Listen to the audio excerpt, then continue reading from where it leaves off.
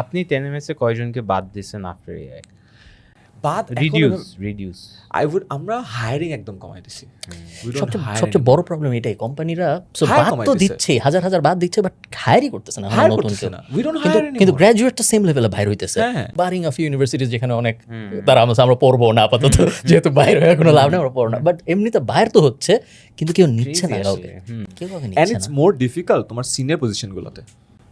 Senior পজিশনগুলো কিন্তু change করা অনেক কঠিন হয়ে গেছে, because AI is intellectually very superior, right?